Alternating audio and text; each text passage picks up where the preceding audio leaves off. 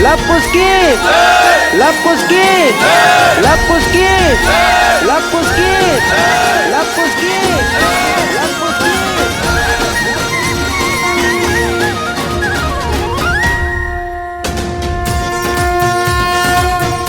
ये टीका आपके इस गांव पर आधिपत्य का संकेत है। आज से आप दोनों इनके नायक, इनके राजा हुए।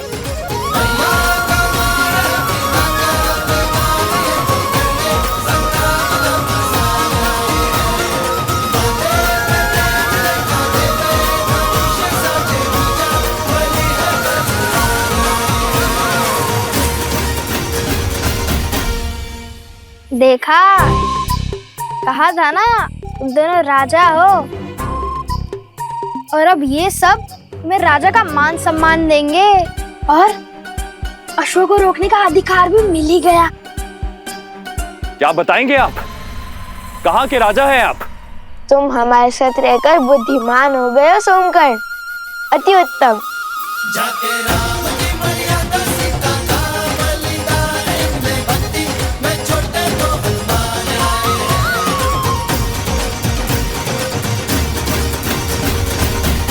ऋषिवर, क्या आप हमें माता सीता के बारे में जानकारी दे सकते हैं? उनकी कथा, उनकी गाथा क्यों संसार से छुपी है?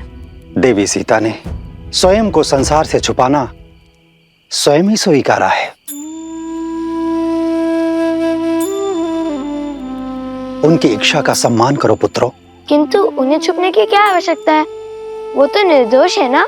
किसने कहा कि केवल एक दोषी ही स्वयं को छुपाता है? बीज भी संसार को वृक्ष की छाल देने से पहले स्वयं को भूमि में छिपा कर रखता है। देवी सीता का अज्ञातवास भी एक आवरण है। समय आने पर उनके सत्य की छाया पूरे संसार को आशीष देगी। तो यदि हम उन्हें खोजना चाहे तो हमें कोई संकेत मिलेगा? तो कदाचित इस बार बीज को अंकुरित होने में सहायता की आवश्यकता है। देवी सीता, विधि का विधान है बच्चों, और विधान में जब जहां जिसकी आवश्यकता होती है उसके वहां पहुंचने के संकेत और मार्ग स्वयं ही बन जाते हैं।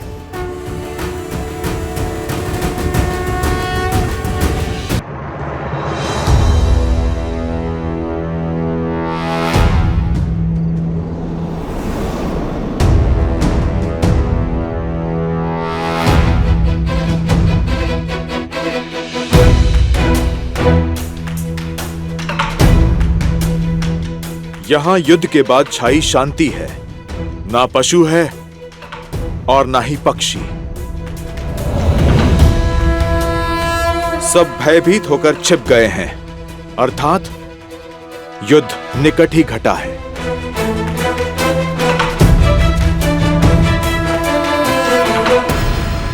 आप दोनों हमारे राजा हैं, इसलिए पहला भोग आप लगाएंगे। नहीं, राजा स्वामी नहीं, सेवक होता है जो प्रजा से पहले अपना पेट भर ले। वो रक्षक नहीं, भक्षक होता है। आइए हम सब साथ भोजन करेंगे। लीजिए।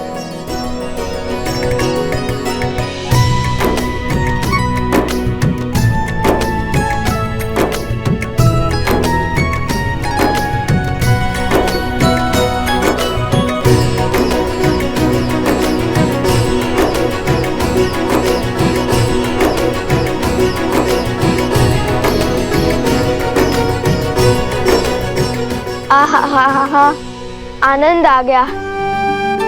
बड़ा परिश्रम किया है ना सुबह से। अच्छा आप बताओ, तुम दोनों ने उस बूटी को पहचाना कैसे? इतनी बूटियों के बीच में तुमने इस एक बूटी को कैसे खोजा? जब मन में धर्म की धुन लिए कोई सुकर्म करने निकलो तो स्वयं प्रकृति भी आपकी सहायता करती है। और फिर रामायण की कथा है ना हमारी सहायता के लिए।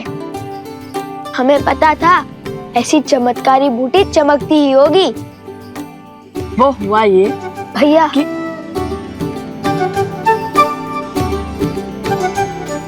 हाँ, जानता हूँ कि अपनी वीरता की कथाएं सुनाने में तुम्हें अधिक आनंद आता है, किंतु हाँ, स्मरण रहे, सत्य में कल्पना की मिलावट नहीं होनी चाहिए। मैं तो सदा सत्य ही कहता हूँ। तो हुआ ये कि हमें ज्ञात था कि बूटी अवश्य चमकेगी, किंतु जब हम वहां पहुंचे तो देखा यहाँ तो हर वनस्पति चमक रही है। चलिए भैया नीचे चलते हैं। इतनी शीघ्र हार मान गए तुम? नहीं, मैं तो नीचे तल से हनुमान जी की भांति पर्वत उठाने की बात कर रहा हूँ। पर्वत उठाना इतना सरल लगता है तुम्हें? तब तो एक ही मार्ग है, इतना घोर युद्ध कर थक गए। अब एक एक बूटी खाकर ये पता करना होगा कौन सी काम करती है।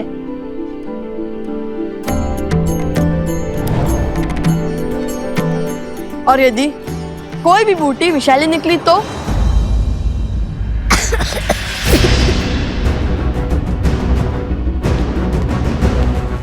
कुश तुम ठीक तो हो ना? कुश उगलो उसे, कुश।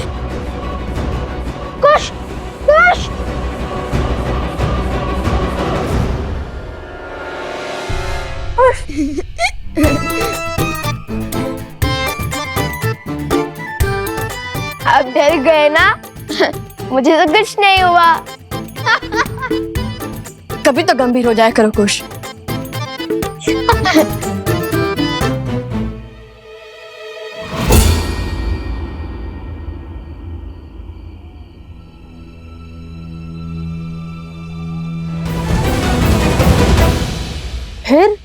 फिर क्या? मेरा नीलाकंठ देखकर भैया को विश्वास तो हो गया था, किंतु लगता है विष फैल रहा है। अब क्या करें? भैया अब बूटी खोज लोगे ना? कैसे कुश? तुम्हारी अटपटी बातों से ही तो मुझे नए मार्ग दिखते हैं। तुम्हारे बिना मैं क्या करूंगा?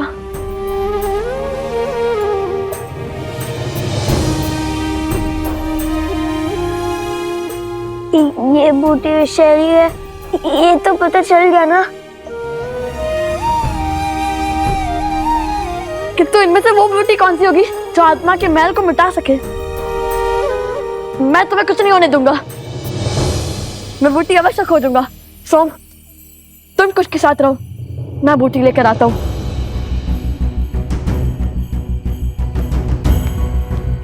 आंखें खोलो कुश।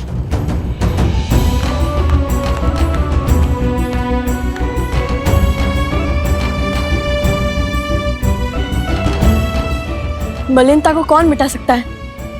ऐसी क्या पवित्रता हो सकती है? अग्नि?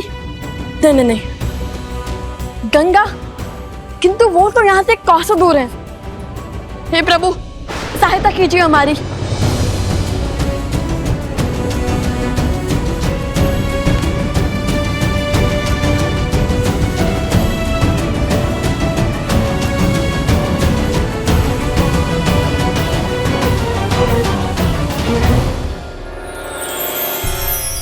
ये नक्षत्र तो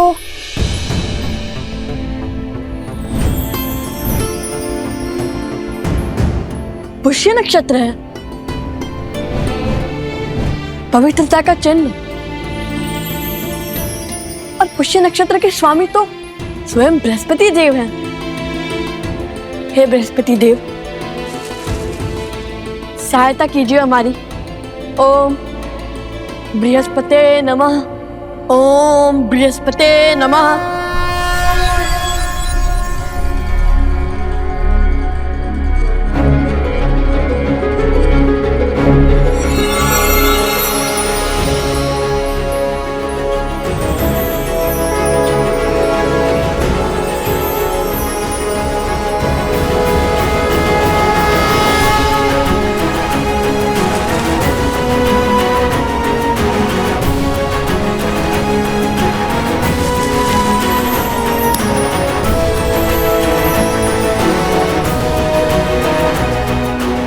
ओम बृहस्पते नमः।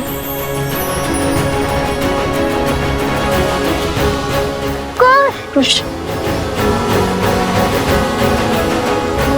ओम बृहस्पते नमः। ओम बृहस्पते नमः।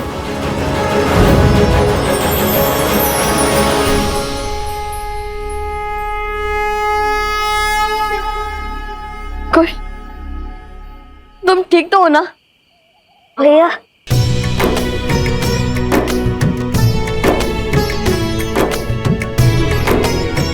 कुश, मेरे भाई।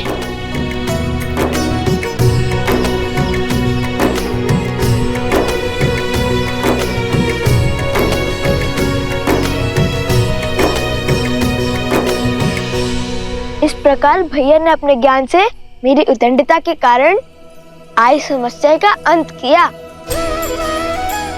किंतु सदैव की भांति कुश की उद्दंडता के कारण ही हमें इतनी शीघ्र इस विपदा का हल मिल गया। अवश्य, हनुमान जी से कम नहीं हो तुम दोनों भाई।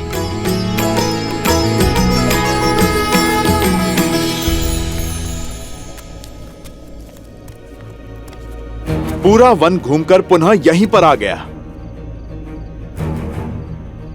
मुझे कोई संकेत नहीं मिल रहा।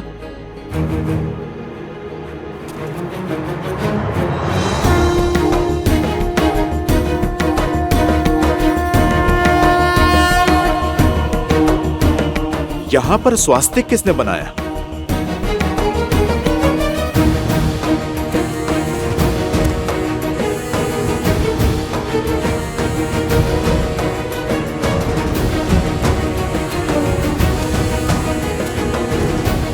केवल इसी वृक्ष पर चिन्ह है।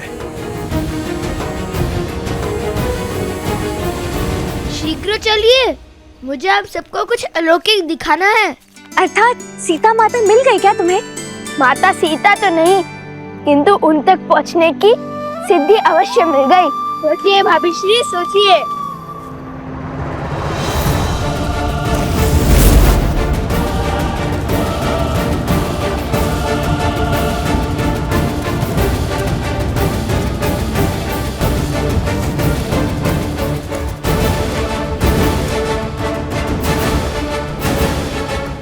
अरे अब शीघ्र चलो, हमें उस वृक्ष तक पहुंचना होगा, अन्यथा तुम्हारी सिद्धि कोई और ले जाएगा। ये कैसा आभास है? मानो कोई दिव्य शक्ति आसपास है।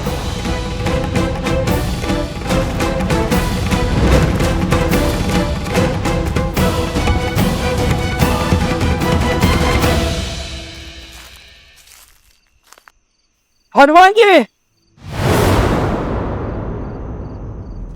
सैनिकों,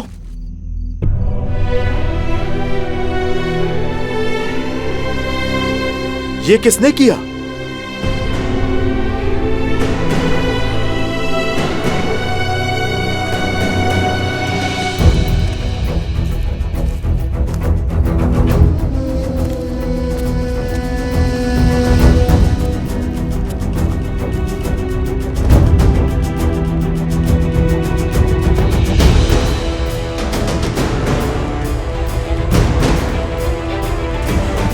हम इसी गड्ढे में गिरे थे हनुमान जी।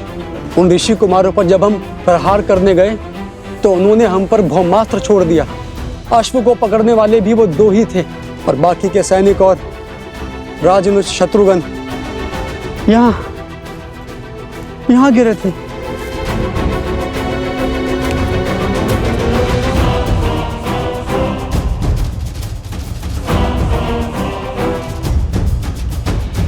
हम उन्हें बचा नहीं पाए, मैं गड्ढे में ही रह गया।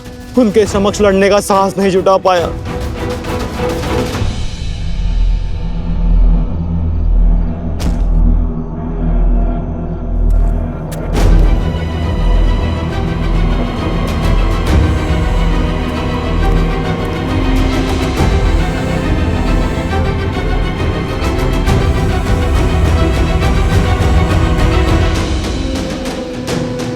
ये सब मूर्छित हुए हैं, इनके प्राण नहीं निकले हैं। सम्मोहन अस्त्र के पाश में बंधे हैं, जो केवल देवताओं से ही मिल सकता है।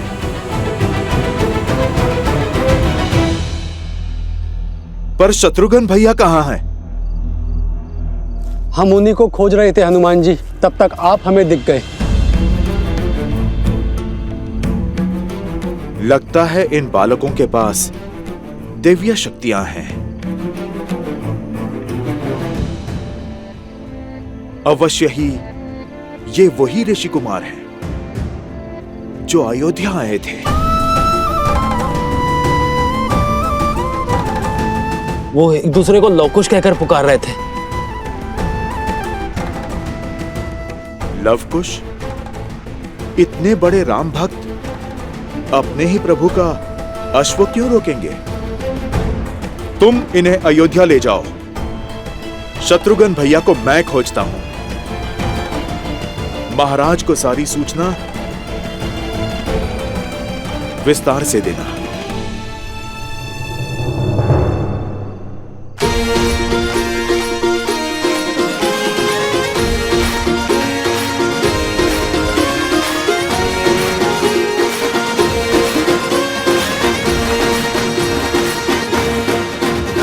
तो तुमने उसे पकड़ ही लिया? है ना अद्भुत? कहा था ना, लवकुश कुछ भी कर सकते हैं। सच्ची में तुमने उसे पकड़ लिया? अरे अवश्य। अब चलिए, हमें वो स्वर्ण कमल लेकर आश्रम भी पहुंचना है। कल सुबह पूजा है।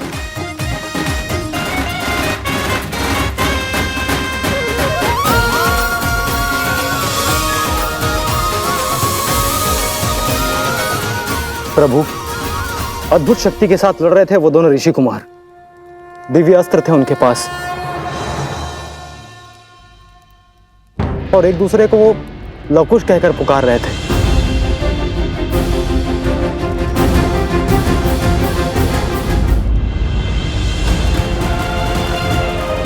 महाराज, ये तो वही दो ऋषि कुमार हैं जिनके गायन ने हम सभी को मंत्रमुग्ध कर दिया था।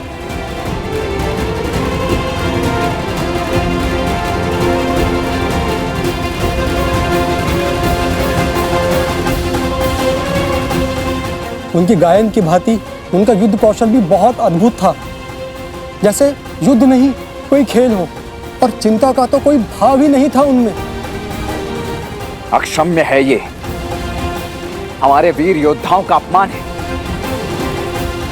दो बालक जो युद्ध को मनोरंजन समझते हैं, हमारी सेना को परास्त करके चले गए।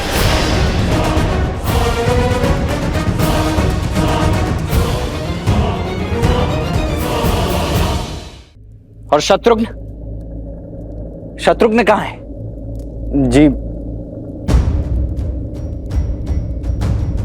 जी वो रामानुज और बाकी सैनिक सम्मोहन अस्त्र से मूर्छित हो गए थे,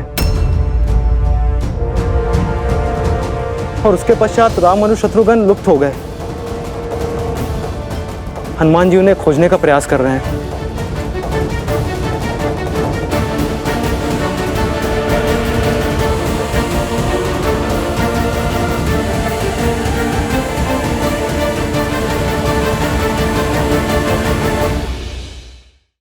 और शत्रुघ्न कहाँ है?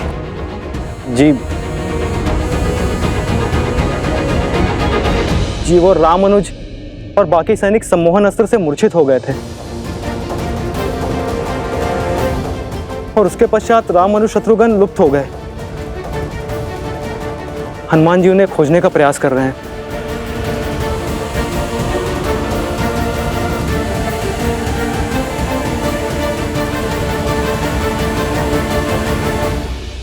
यदि आज अयोध्या की सेना एक तुच्छ से युद्ध में इस भांति पराजित हो गई, तो कल को कोई भी राजा हमारे साम्राज्य को चुनौती देने खड़ा हो जाएगा। भैया, ये हमारी मर्यादा पर प्रश्न चिन्ह है।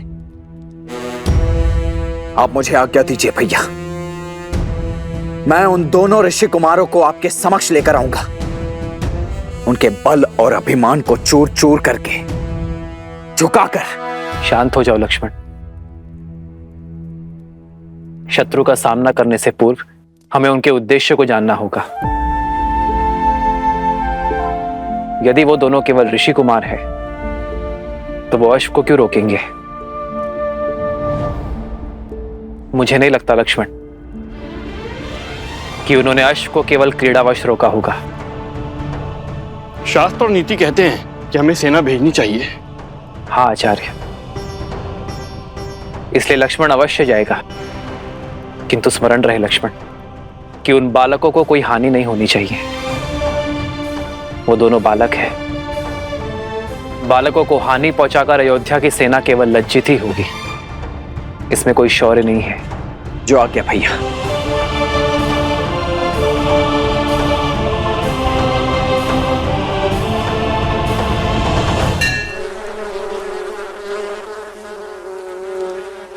राम के पुत्र दिव्यास्त्र ले आए हैं। अब तो युद्ध और भयावी होगा। अपने ही कुल के संहार के लिए सज्ज है लवकुश। मुझे तो केवल ईश्वर के बनाए प्रवाह में अड़चन उत्पन्न करनी है, फिर मेरा कार्य अपने आप हो जाएगा। जाओ देखो वो आश्रम पहुंचे या नहीं।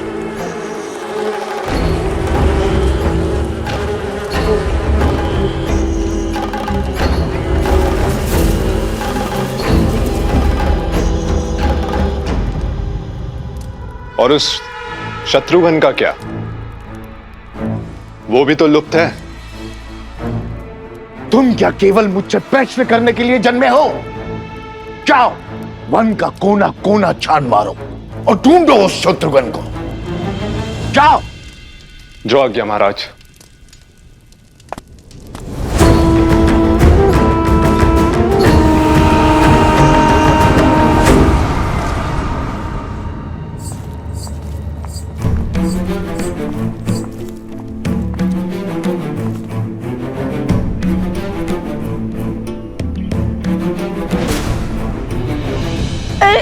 क्या कर रहे हैं भैया?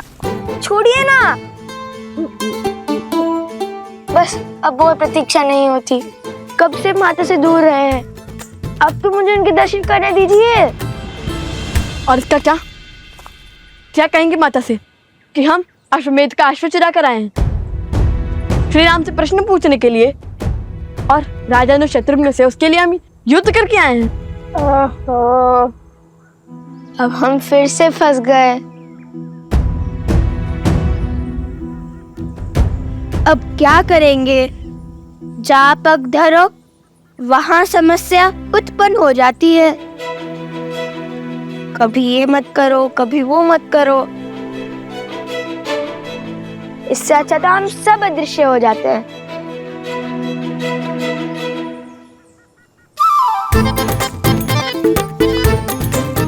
ये क्या कर रहे हो कुश?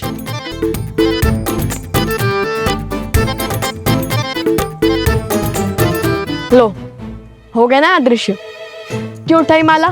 ताकि इसकी गांठ खोलकर 2 माला बना सकूं, हम दोनों अदृश्य हो सके। और संकट यही है ना कि कोई हमसे प्रश्न पूछे और हम मिथ्या ना कह सके। अब जब दिखेंगे ही नहीं तो ना कोई प्रश्न पूछेगा और ना कोई उत्तर देना होगा। किंतु अब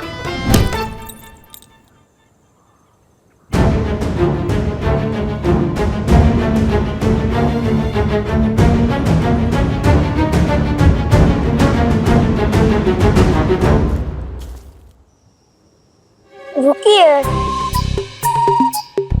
बस एक क्षण और। अब मुझे देख। अवश्य।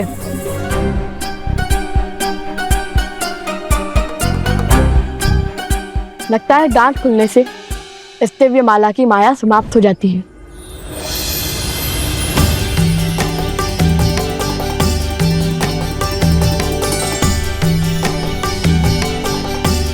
अर्थात ये माला माता सीता और श्री राम के भांति है। दोनों सिरे जब एक दूसरे से जुड़ते हैं तभी संबंध और शक्ति आकार लेते हैं, अन्यथा नहीं।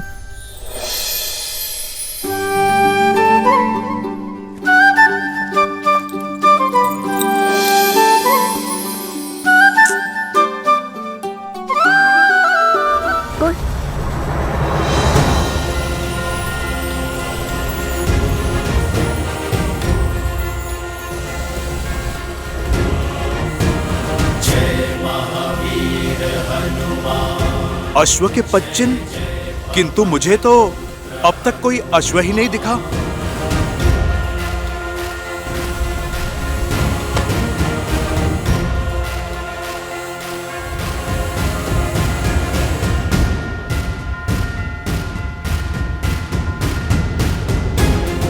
बालकों के पदचिन्ह, अवश्य ही वो ऋषि कुमार ही होंगे।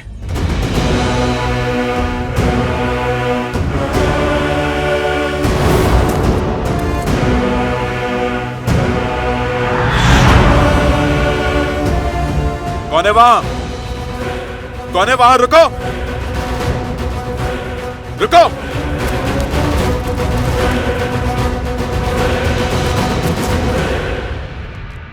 लव, आ गए तुम सब?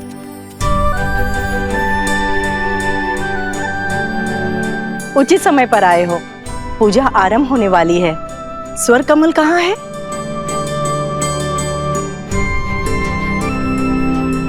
कुछ भी तो कहीं दिखाई नहीं दे रहा।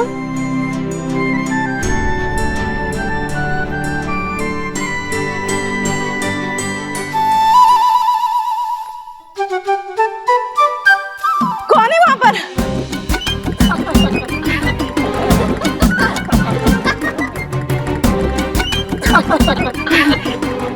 क्या हुआ गुरु माँ? कोई प्रेत देख लिया क्या? प्रणाम कुमुदिनी दीदी। कौन है? कौन है? बहुत हुआ, अब बस भी करो कुश। कुश? जी गुरु माँ, ये अलकापुरी से लाए हुए स्वर्ण कमल की माला पहनकर आपको सता रहा है।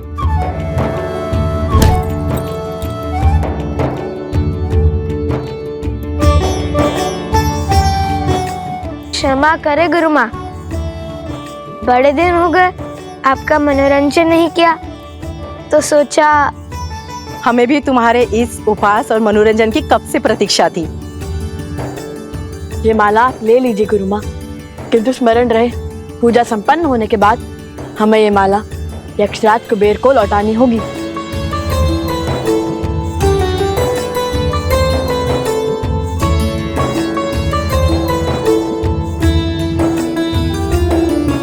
माता कहाँ है? उपवन में है, ऋषि भारद्वाज के पास।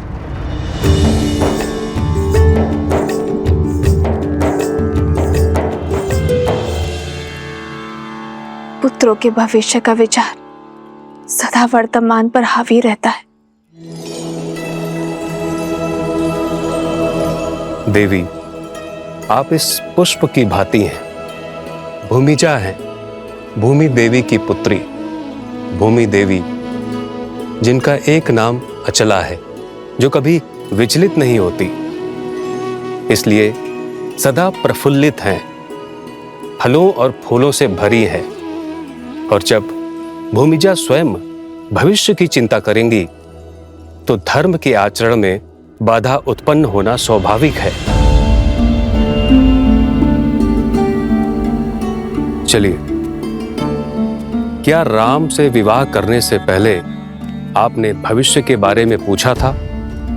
और वनवास स्वीकार करने से पहले यदि भविष्य जान जाते, तो क्या आप दोनों वनवास स्वीकार कर पाते?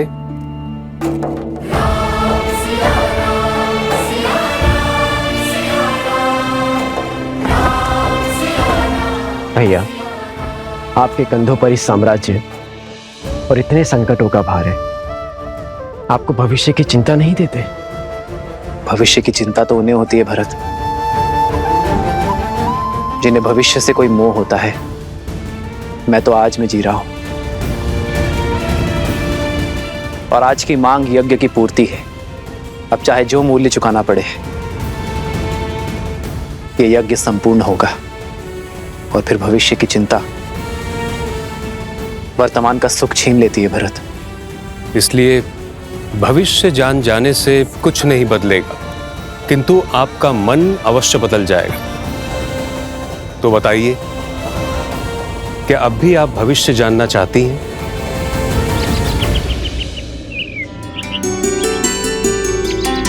प्रेम समर्पण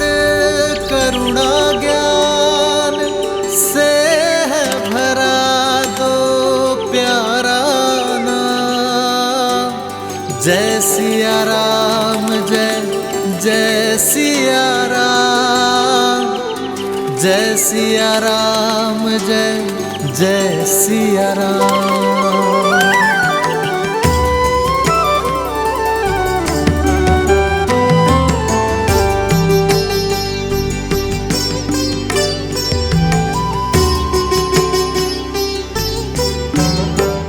मेरे पति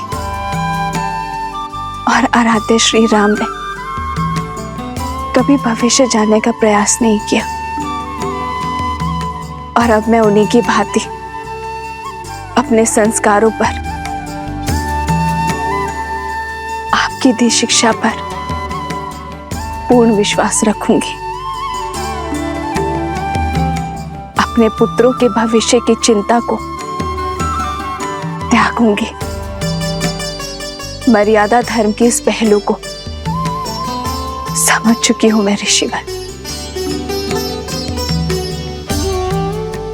मुझे आशीर्वाद दीजिए ऋषिवर कि आज के बाद एक क्षण के लिए भी मैं अपने पुत्रों के विषय में चिंतित ना रहूं।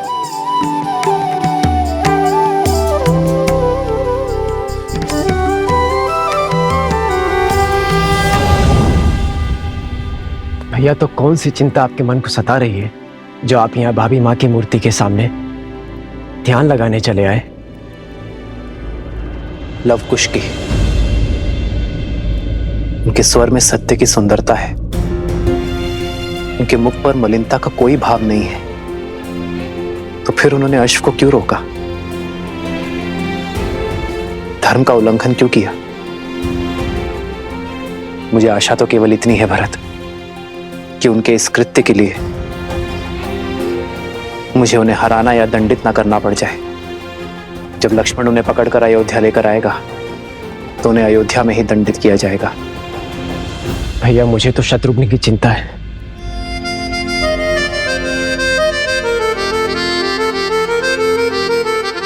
इक्ष्वाकु के वंशजों को हानि पहुंचाना इतना सरल नहीं है भरत।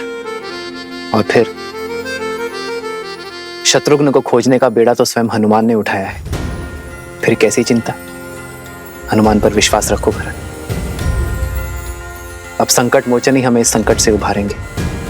जय हनुमान ज्ञान गुण सागर, जय कपीस तिहु लोक उजागर, राम दूत अतुलित बल धामा, अंजनी पुत्र पवन सुत नामा। राम दुआरे तुम रखवारे, होत न आज्ञा बिनु पैसारे। आपन तेज समारो आपे, दीन लोक हाथ कै कापे।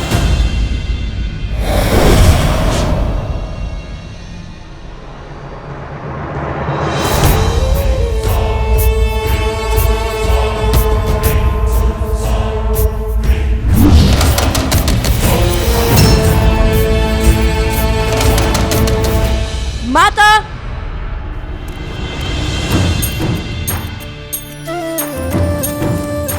माता,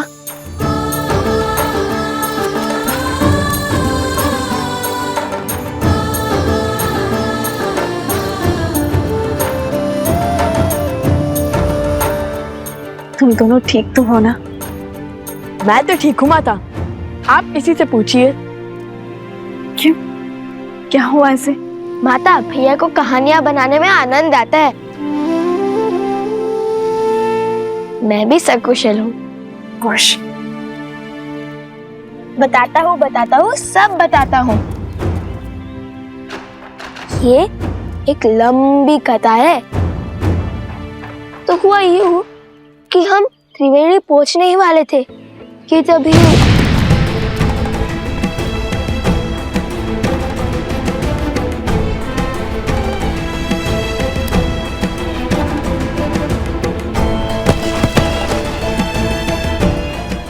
पुत्र पर इतनी बड़ी विपदा पड़ी। तुम स्वस्थ हो ना कुश? बताओ।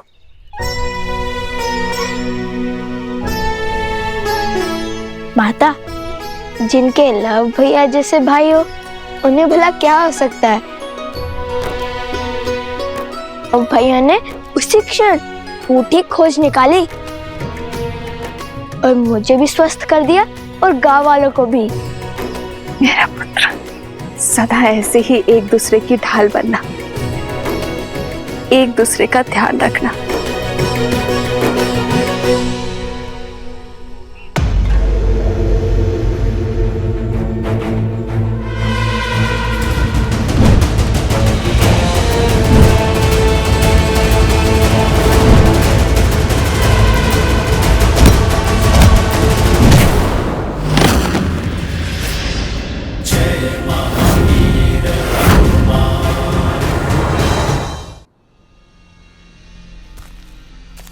कब तक बचेगा मरकट?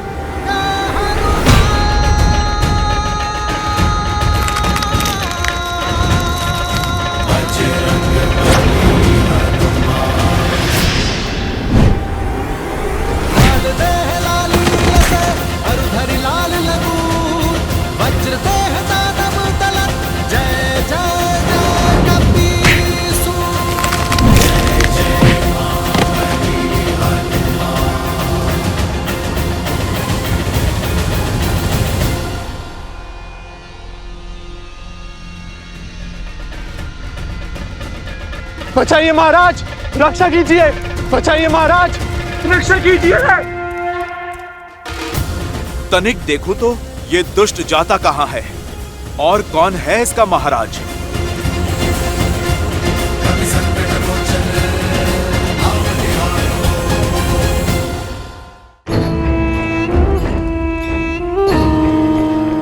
चलो, एक कार्य तो शुभ हुआ। यदि पुष्पमाला की गांठ नहीं खोली जाती तो पता ही नहीं चलता अश्व कहाँ गया। बचाइए महाराज, बचाइए, रक्षा कीजिए। महाराज, रक्षा कीजिए मेरी। क्या हुआ बानासुर? किससे मार खाकर आए हो? उससे जिससे अक्षय कुमार, इंद्रजीत और स्वयं तुम्हारे भाई रावण ने मार खाई है, राम भक्त हनुमान से।